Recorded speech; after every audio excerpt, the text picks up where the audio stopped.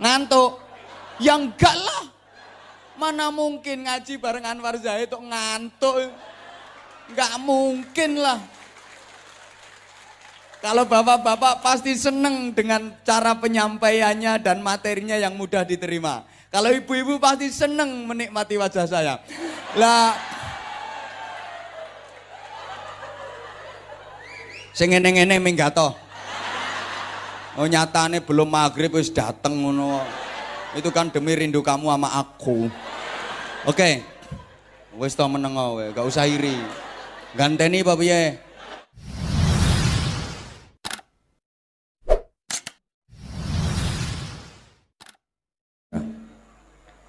Subhanaka la ilma lana illa ma 'allamtana innaka antal alimul hakim. Rabbi shrah li sadri wa yassir li amri wahlul 'uqdatam min lisani yafqahu qawli waj'al li waziran min ahli. Rabbana atina fid dunya hasanah wa fil akhirati hasanah wa qina adzaban nar wa adkhilnal jannata ma'al abrar birahmatika wa fadlika ya azizu ya ghaffar ya halimu ya sattar ya rabbal alamin. Amma ba'du. Sa'adatul afadil wa ashabal fadail, ulama'ana al-kurama wa masyayikhana al-a'izza, para alim, para bapak kiai, para ibu nyai, masyayikh, asatid yang dimuliakan Allah, yang wajib sama-sama kita taati dan kita ta'zimi. Pejabat pemerintah dalam semua tingkatannya yang berkesempatan hadir yang saya hormati, ketua dan seluruh pengurus Takmir Musholla Al-Falah yang sama-sama kita hormati, rekan-rekan panitia, bapak-bapak, ibu-ibu, saudara-saudaraku, ikhwatal iman, jamaah sekalian, khususnya para sesepuh yang asapnya ampuh, sering diucapkan sesepuh itu karena bisa disesep dan bisa dipuh. Engguyu mesti mbayangno susu mesti. Padahal yang saya maksud disesep ilmunya, dipuh hikmahnya. Karenanya sesepuh itu wajib dihormati, dimuliakan, ditakzimi. Sehingga dalam berbagai kesempatan saya kalau ceramah sesepuh harus saya dahulukan, karena kemungkinan besar sesepuh juga akan mendahului saya. Ya meskipun namanya mati itu nggak mesti, segala kemungkinan bisa terjadi. Mungkin yang sepuh duluan, saya belakangan. Mungkin apa enggak? Mungkin apa enggak? Mungkin. Atau sebaliknya, saya belakangan, yang sepuh duluan. Yang jelas, kematian itu bisa terjadi kepada siapa saja, kapan saja, dan di mana saja. Karena kematian itu adalah a mysterious problem. Bisa terjadi kepada siapapun, kapanpun, dan dimanapun. Bahkan mati bisa terjadi secara tiba-tiba dan tak terduga. Contohnya orang yang mati kecelakaan, itu kan kematiannya tiba-tiba dan tak terduga, betul? Para jamaah, banyak kejadian seperti itu, mati secara tiba-tiba. Salah satunya menimpa teman saya sendiri, dan saya menyaksikan dengan mata kepala saya sendiri betapa teman saya itu lagi nelpon, asik-asiknya dia telepon belum selesai, mati, pulsanya habis. Jadi dia kaget karena kematiannya mendadak dan tiba-tiba. Lah mati, ternyata pulsanya habis. Itu bukti bahwa mati bisa terjadi secara tiba-tiba dan tak terduga. Ada orang lagi mancing di kali, nongkrong, Sambil ngisep rokok, kebal kebul, kelihatan nikmat banget. Rokok diisep belum habis, jatuh ke kali, mati rokoknya. Asbab kematian itu banyak sekali. Yang menyebabkan orang mati itu banyak sekali. Nggak harus melalui sakit dulu. Memang sakit itu salah satu sebab kematian. Tapi orang mati kan nggak harus sakit dulu. Masyarakat kita itu umumnya kalau mendengar berita kematian itu pertanyaannya hampir sama. Dibilangin si A meninggal, pertanyaannya hampir sama. Loropo, sakit apa kok sampai meninggal? Seakan-akan orang mati itu harus sakit dulu. Padahal enggak. Orang yang kelihatannya sehat, seger, mati mendadak. Ada apa enggak? Ada. Maka bisa jadi nanti selama saya ceramah ada jamaah yang enggak memperhatikan, ngomong sendiri-sendiri. Nah, bisa jadi nanti itu yang mati mendadak.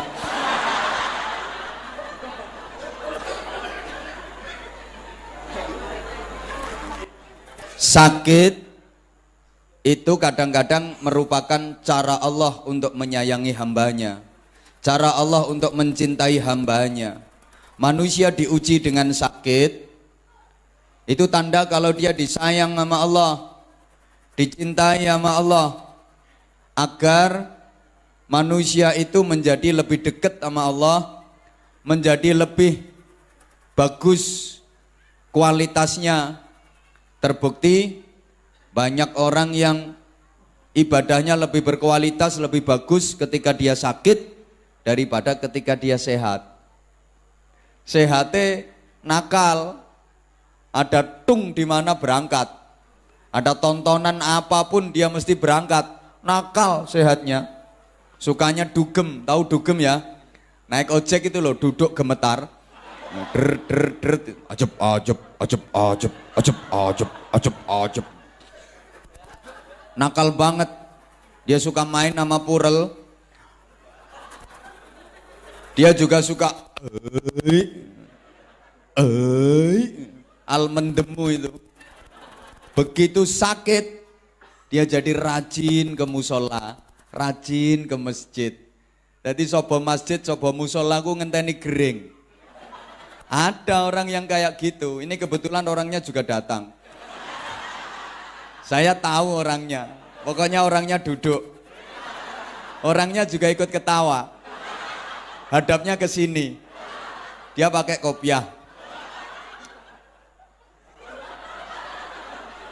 Waktu sehat dia nakal. Suka ngata-ngatain orang, suka mengumpat, suka memfitnah.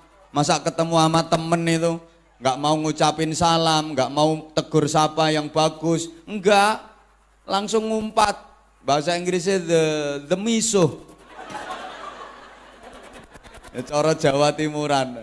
Masa ketemu kancane cuk.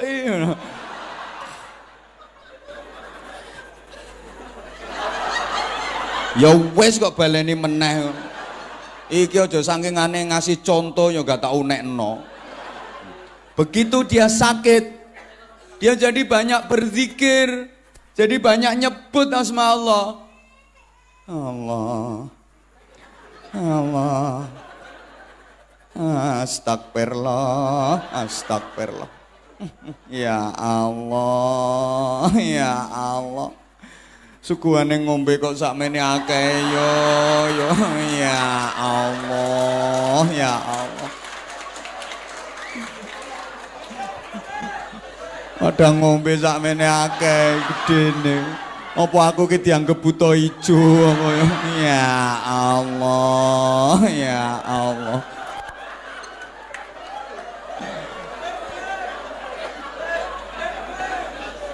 Makasih panitia. Luar biasa sambutannya. Ini macam-macam minuman ada. Tahu banget kalau aku tuh suka. Aku dikasih minuman apapun, disuguhin minuman apapun suka. Itu ada yang apa ya? orange pokoknya. Ada larutan penyegar, ada macam-macam, air mineral, ada macam-macam sampai Ponari Sweat. Macam-macam semua, ada jahe, suka banget aku. Yang aku nggak suka itu cuma satu, kalau dikasih kopi susu. Itu aku paling bingung karena menurut aku kopi susu itu minuman paling nggak jelas sedunia, minuman yang tabrakan. Coba dipikir, kopinya ngajak melek, susunya ngajak turu. Jadi kopinya itu ngajak melek, susunya ngajak merem. Makanya aku itu kalau habis minum kopi susu, mata aku pasti melek, merem, melek, merem, melek, merem. Tarik, menarik. Bingung. Oh, si Cine ngajak melek, si Cine ngajak merem. Paling bingung.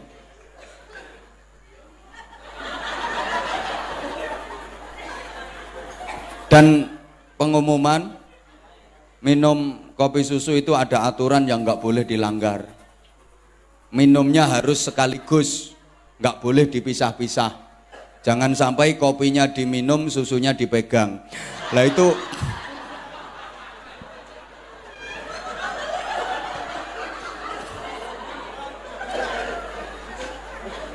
para jamaah, banyak orang yang ibadahnya lebih bagus, lebih berkualitas ketika dia sakit daripada ketika dia sehat.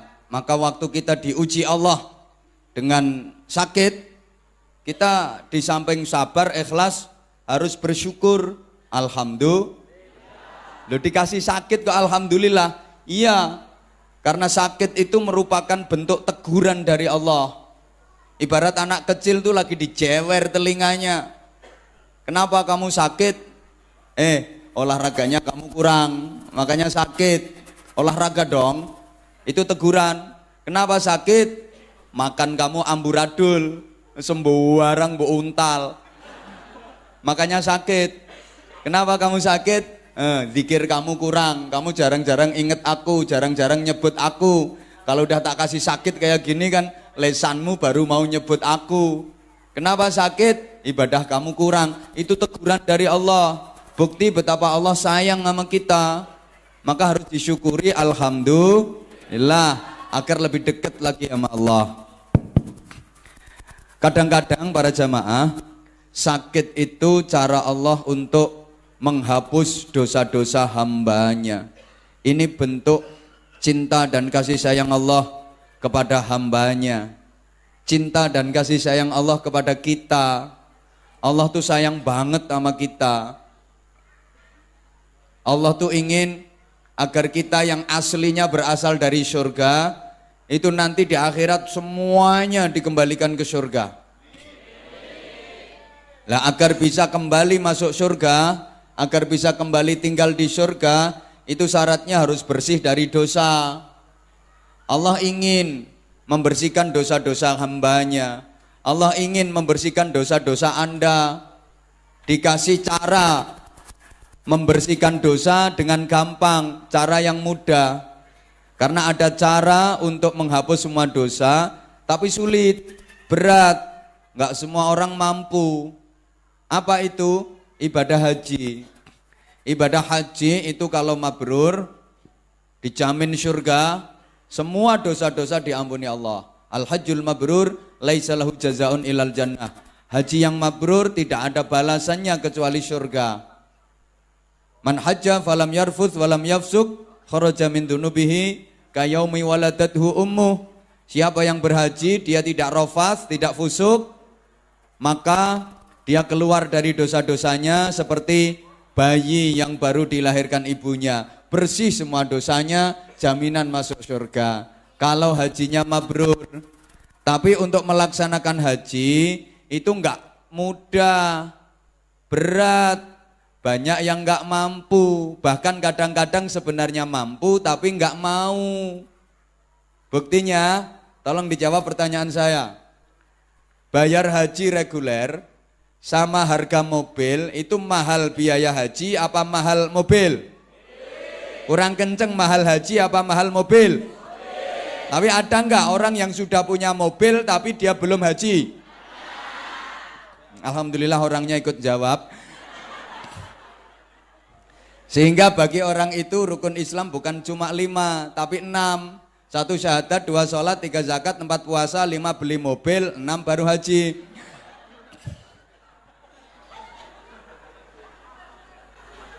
Emang kita itu sering keimanan kita kalah dengan keemanan kita. Mohon maaf.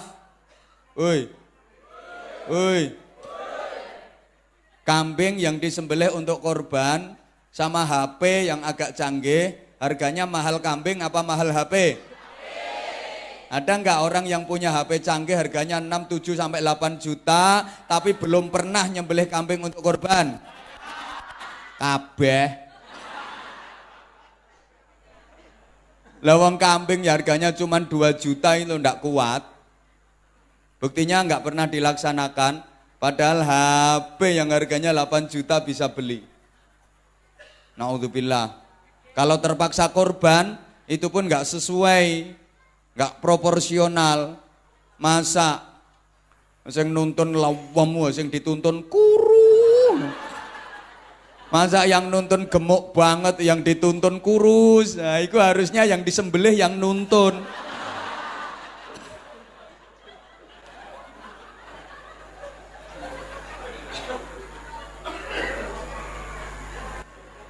Ada cara untuk membersihkan semua dosa, tapi nggak semua orang bisa, nggak semua orang mampu. Cara itu adalah haji.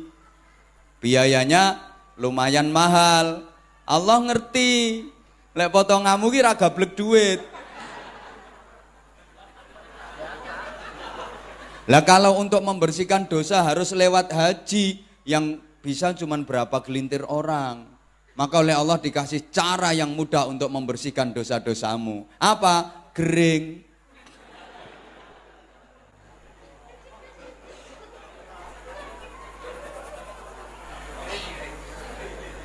Ya sakit itu. Orang diuji sakit, kalau hatinya sabar, ikhlas, menerima itu merupakan qadha dari Allah, maka semua dosa-dosanya diampuni oleh Allah. Alhamdulillah.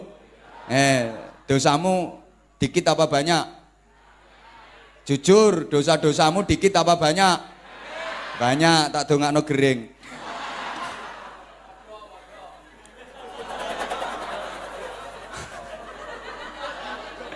Hatimu sabar, ikhlas, bersih dosa-dosamu.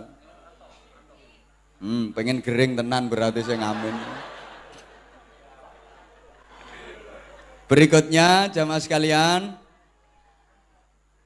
momentum peringatan Maulid Nabi malam hari ini, mari betul-betul kita manfaatkan agar kita bukan hanya sekedar cinta kepada Nabi, tapi berupaya dicintai oleh Nabi. Ojo mek seneng tok, tapi disenengi.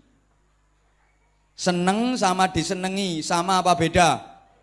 Kurang kenceng. Seneng sama disenengi sama apa beda? Lebih enak seneng apa lebih enak disenengi? Enak disenengi. Kalau seneng itu bondo. Orang seneng itu harus keluar modal, bondo. Kalau disenengi, nompo. Ya contoh saat ini, Anda semua itu posisinya kan seneng sama saya. Nah, kalau nggak seneng ya nggak dibela-belain, habis maghrib udah datang di sini. Duduk uyel-uyelan kayak gitu kan karena Anda seneng sama saya. Panitia seneng sama saya, berusaha ngundang saya. Karena Anda seneng, ya kudu bondo. Lah saya posisinya kan disenengi. Nompo.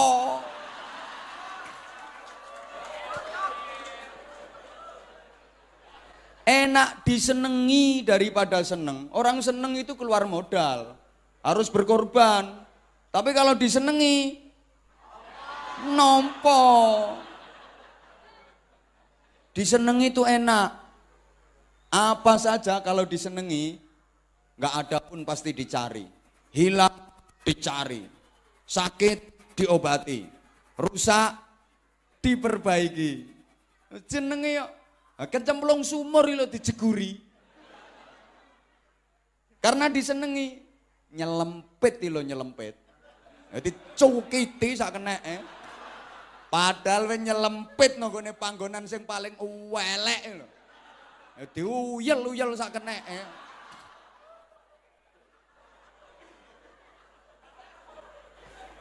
Kok cerdas banget sih sampean? Karena disenengi. Kalau disenengi itu enak, maka sampean rajin ngaji teruskan, bagus itu. Rajin tahajud teruskan, yang istiqomah, bagus. Rajin baca Quran, berzikir, sholawat teruskan, bagus. Rajin puasa Senin Kamis teruskan, bagus. Tapi jangan lupa harus punya ikhtiar maksimal agar menjadi orang yang disenangi Allah. Karena sebanyak apapun ibadahmu, kalau posisimu nggak disenangi Allah, ditolak. Oh nek gak disenengi lho, dinyunyuk-nyunyukno lho, nyoh ditolak. Meskipun banyak, meskipun bagus, top, kalau nggak disenengi, ditolak. Nggak begitu bagus kalau disenengi, diterima. Al-qalil minal mahbub katsirun. Sesuatu yang sedikit kalau datangnya dari orang yang disenengi itu bernilai banyak. Mbok sampean gak ngatekno diomong yo. Sesuatu yang sedikit kalau datangnya dari yang disenengi itu bernilai banyak. Remeh kalau datangnya dari kekasih yang disenengi itu menjadi berharga, spesial dan istimewa. Allahumma sholli ala Muhammad. Coba, permen itu harganya berapa sih? 500 rupiah. Tapi kalau permen itu pemberian kekasih yang disenengi, wah berharga banget, spesial, istimewa. Ditunjuk-tunjukin ke teman-temannya, dipamer-pamerin, dibangga-banggain. Ini loh permen dari yayangku. Mari ngono dibuka terus didilat, disai. Sesuk pamer ke meneh. Sedikit kalau datangnya dari kekasih itu menjadi banyak nilainya. Meskipun ibadahmu cuman sedikit, kan ibadahmu cuman sedikit toh. Kok gak ngaku potonganmu. Walaupun ibadah kita cuman sedikit, tapi kalau posisi kita disenengi sama Allah, ibadah yang sedikit itu diterima Allah dan bernilai banyak. Alhamdulillah. Alhamdulillah. Orang kalau disenengi, minta apapun pasti diturutin. Jaluk sak jaluk itu dituruti. Belum minta aja udah ditawarin. Kalau disenengin, jangankan minta, belum minta itu udah ditawarin. Urung jaluk lo wis ditawani. Yang sama no pengen opo? Ngomong yo. Pengen opo? Ngomong yo. Malah kadang-kadang dikonokno ngene, yang sama no pengen tak apakno. Ngono barang. Lah kalau kita disenengi sama Allah, setiap kita minta ke Allah, memohon ke Allah, berdoa ke Allah, pasti diijabah. Orang disenengi kok. Paham nggak yang saya sampaikan ini? Maka jangan heran, kadang-kadang para kiai berdoa itu nggak sering-sering, jarang berdoa. Tapi ya diijabah sama Allah. Kenapa? Oh, kiai-kiai itu disenengi sama Allah. Nek rupamu. Wala mundongo nganti muntuk-muntuk Rabbana nganti muntuk-muntuk ngobos dongamu. Kenapa? Lo Anda posisinya nggak disenengin sama Allah, kok kayak dosa.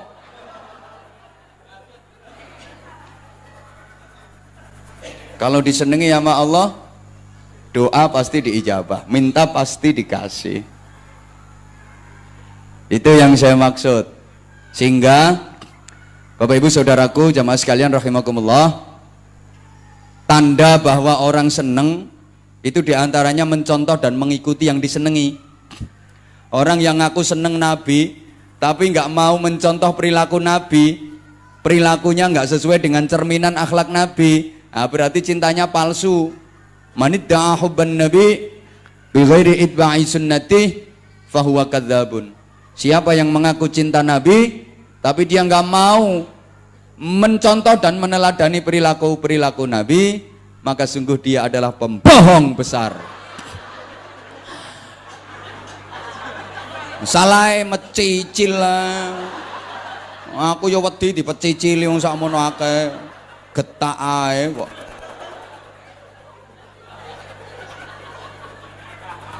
Kan tanda kalau orang itu cinta kan mau mengikuti yang dicintai. Cinta tanpa mengikuti adalah dusta. Mengikuti tanpa cinta terasa hampa. Moh gak asik blas. Nyaute ku cie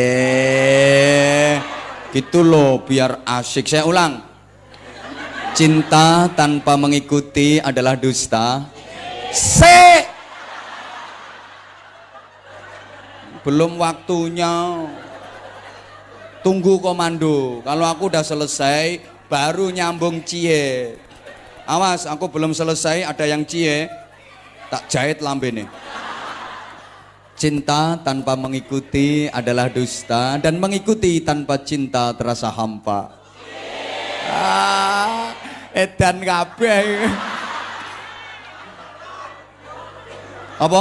Kiai ini podo edane. Sapa ngomong? Makasih.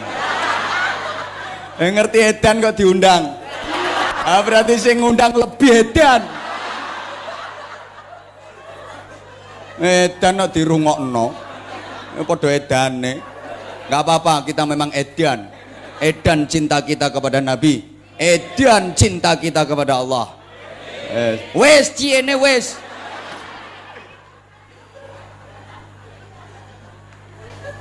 Nah, bentuk dari mengikuti Nabi yang paling simpel dan paling sederhana. Halo.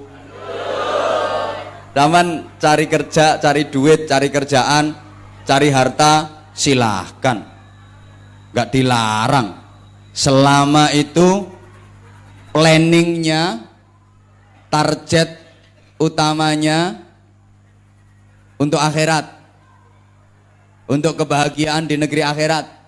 Cari duit yo silahkan, nggak dilarang, itu juga untuk sarana ibadah. Siapa sih yang nggak seneng sama duit? Islam bukan anti dunia, Islam bukan anti harta, Islam bukan anti duit. Halo. Apa dikira Islam itu ajarannya cuman orang itu disuruh sholat, wiridan, ibadah mahdhah terus, nggak ngurusin kerja, nggak ngurusin harta, nggak ngurusin duit? Enggak. Sadar kita, siapa sih yang nggak seneng sama duit? Semua orang tuh kalau sama duit yo seneng. Ayo tobu nyaut kok kaya gak doyan.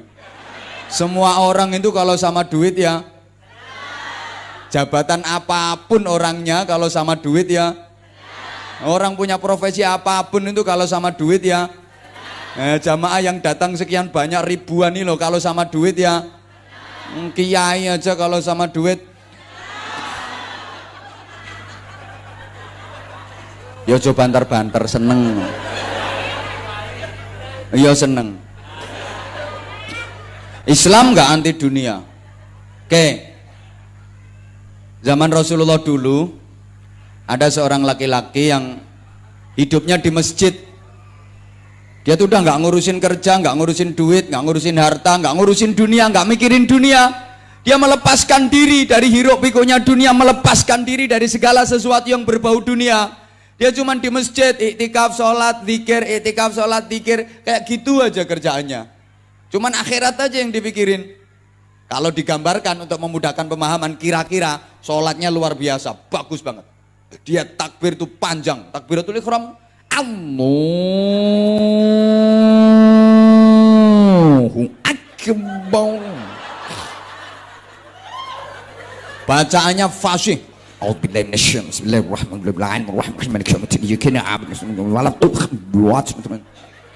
Habis Fatihah itu semua surah Al-Quran yang dihafal dibaca. Habis Fatihah itu baca Yasin. Habis Yasin Ar-Rahman. Habis Ar-Rahman Al-Kahfi. Habis itu Waqiah. Habis itu Tabarok. Tambah Juz Ammah. Sampai Qul a'udzu birabbin nas, terakhir minal jinnati wan nas. Masih kurang lama, hafalannya Quran habis, hadis-hadis dibaca. An Abi Hurairah radhiyallahu anhu qala Rasulullah sallallahu alaihi wasallam. Wis pokoknya hafal hadis cuma 15. Kentean hafalan masih kurang panjang, tambahi lagi. Proklamasi kami bangsa Indonesia dengan ini menyatakan kemerdekaan Indonesia. Hal-hal yang mengenai pemindahan kekuasaan dan lain-lain diselenggarakan dengan cara seksama dan dalam tempo yang sesingkat-singkatnya. Jakarta 17 Agustus 1945 atas nama bangsa Indonesia Soekarno-Hatta. Masih kurang panjang, tambahi lagi. Sumpah Pemuda, kami putra dan putri Indonesia mengaku bertumpah darah yang satu tanah air Indonesia. Dia rukuk 90 menit. Tahu yang dibaca apa? Luar biasa. Subhanallah, subhanallah, subhanallah. Pokoknya rukuknya panjang banget. Subhan. Lama-lama ya mbuh apa wae sing diwaca. Sujud nganti bathuke benjut. Zikir sampai lambene jedir. Poso sak bendino. Berangkat haji itu tiap tahun. Hebat gak? Pergi umroh itu seminggu 5 kali. Bisa rumahnya Mekah kok. Rumahnya Mekah kok. Gampang. Seminggu 5 kali. Top. Ahli wiridan. Ahli berzikir. Kalau zikir pakai tasbihnya nggak mau kayak umumnya orang itu kecil-kecil dari kayu. Dia bikin tasbih yang spektakuler, kelopo direntengi. Jadi ngitungnya pakai 2 tangan, gelodak. Top banget. Sampai orang-orang sekitar, warga sekitar itu pada mengarani kalau dia itu ahli surga. Ngarani bahasa Indonesianya apa? Mengatakan nih ngomong no, mengarani kok apa? Mengira yo ngiro kuwi. Yo mengarani. Menengo sing ceramah ki aku. Terserah aku. Mengarani kalau dia tuh ahli surga. Itu orang ahli surga, itu orang ahli surga, itu orang ahli surga. Rame berita itu sampai kepada Rasulullah Shallallahu Alaihi Wasallam. Nah, Rasulullah mendengar kabar itu langsung komen. Iya, Rasulullah komen. No, pikiranmu lek komen mesti nang Facebook toh. Makanya saiki ku madzhabe thariqah Facebookiyah kok. Komenmu yo orang genah. Update status yo gak beres. Update status yo galau tingkat dewa. Potonganmu galau tingkat dewa. Sesuk ya update meneh. Kamu kangen aku enggak sih? Akhirnya ada yang komen cuma H sama M. HM. Ngono to. HM. Bawahnya komen lagi 2 huruf WK. Bawahnya kasih komen lagi au ah. Komentari lo kalau disingkatkan jadi komen. Rasulullah, lo sampean kok ngarani lek wong kuwi ahli swarga dasarnya apa? Lo iya ya Rasulullah, itu orang udah nggak ngurusin dunia, nggak mikir harta, nggak mikir duit, cuman fokus ibadah dia, ya ahli surga dong. Rasulullah lantas bertanya, terus dia makan dari mana? Ya dikasih orang. Kalau ada yang ngasih makan, nggak ada yang ngasih dia nggak makan. Itu tawakal dia, tawakal. Kata Nabi, tawakal nggak ngono bro. Tapi Rasulullah yang nggak ono bro nih, ono yang nggak. Itu ya tak tambahi untuk memudahkan pemahaman. Kenapa harus dimudahkan pemahamannya? Nah, karena saya sadar yang saya omongin kan kelihatannya orang-orang yang kurang begitu cerdas. Jadi, yang merasa tersinggung minggato. Wong emang aslinya yang nggak cerdas kok. Lah terus dia kerjanya apa? Nggak kerja ya Rasulullah. Dia udah nggak mikirin kerja, nggak mikirin harta, nggak mikirin dunia. Pokoknya dia fokus untuk akhirat. Kemudian Nabi bersabda, orang yang mau bekerja untuk menafkahi diri sendiri dan keluarga yang menjadi tanggungannya, tapi dia tetap mau ke masjid, ke musola untuk beribadah, itu jauh lebih baik nilainya daripada orang yang cuman di masjid, iktikaf sholat dikir, tapi nggak mau kerja. Sebaliknya, Rasulullah juga nggak memandang baik kalau ada orang yang cuman ngurusi dunia, kerja, duit, sampai melupakan akhirat. Gara-gara sibuk kerja sampai meninggalkan sholat. Ada apa enggak? Sholatnya bolong-bolong, sering ditinggalin. Tapi begitu kumat, sholatnya dikerjakan sekalian, digabung-gabung. Sehingga niatnya aneh. Usolli fardhu subhi wal duhri wal asri wal maghribi wal isya'i oplosan lillahi ta'ala. Itu sholat pun dioplos. Laisa bi khiyarikum man tarakat dunya lil akhirah wa tarakal akhirata lid dunya walakin man yusibuhuma. Itu kok manggut-manggut udah tahu artinya. Lo kok ngene-ngene? Ngantuk? Ya enggak lah. Mana mungkin ngaji bareng Anwar Zahid kok ngantuk? Enggak mungkin lah. Kalau bapak-bapak pasti seneng dengan cara penyampaiannya dan materinya yang mudah diterima. Kalau ibu-ibu pasti seneng menikmati wajah saya. Lah, sing ngene-ngene minggato. Oh nyatane belum maghrib wis dateng ngono. Itu kan demi rindu kamu sama aku. Oke. Wis to meneng wae, gak usah iri. Ganteni apa piye? Ayo ganteni.